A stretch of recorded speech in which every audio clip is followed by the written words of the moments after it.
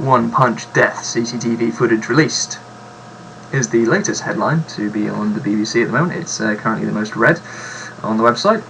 So, what's happened is that a man has died in Manchester when he was struck once, fell over, hit his head on the pavement, and that subsequently caused his death. So, this is actually an interesting opportunity to talk about causation in law, because the police have released CCTV footage and are appealing for witnesses to find the potential defendants, because this could be manslaughter or murder, but not likely to be murder. Anyway, causation in law.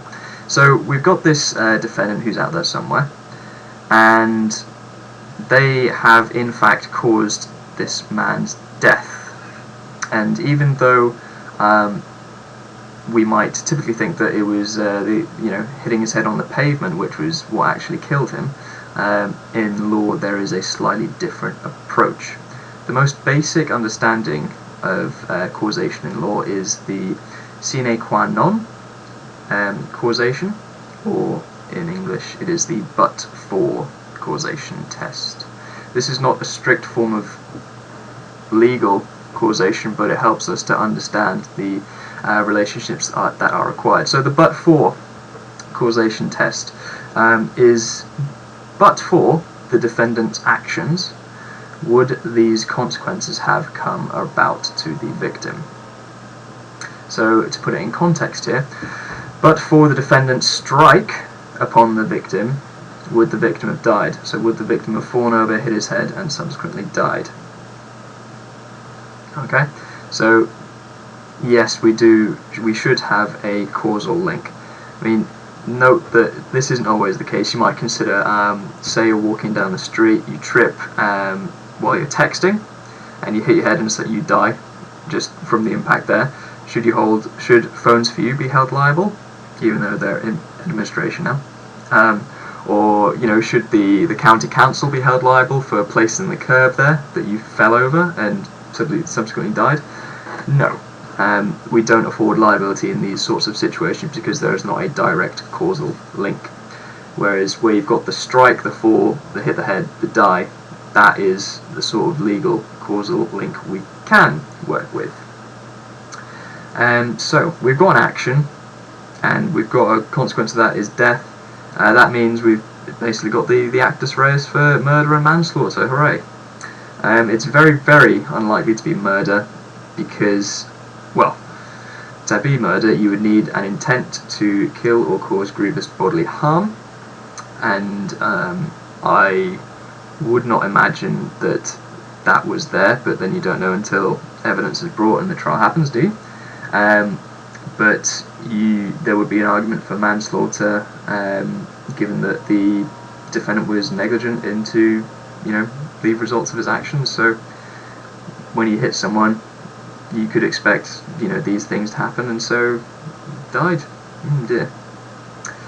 But let's talk a little bit more about causation, because hitting your head on the pavement may be considered natural causes, or something that intervenes, and the principle of this is the novus actus interveniens. Where's my Latin gone?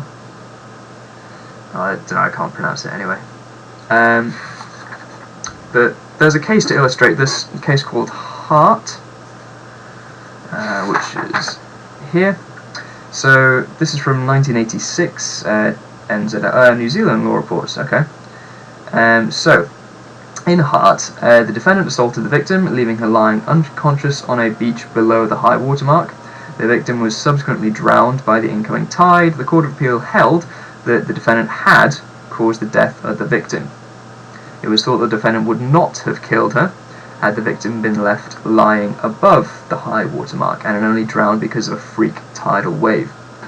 So this, the position in law is that you need something quite extraordinary and unique to intervene to break the causal chain and to so acquit the defendant of his liability in that respect. So, you know, from the victim in this case here, from the victim falling over and hitting his head on the pavement, that seemed like a logical and mechanical consequence of being struck. So there would be no independent natural intervention here. Novus actus interveniens. Interveniens. Oh, there we go. Right, there we go. So yeah, that's causality at law, the but-for test sine qua non. And yes, if you're in the Manchester area and you're around at 3 o'clock in the morning on 31st of August and you know someone who hit someone else about a row about football, then contact Crime Stoppers or the police.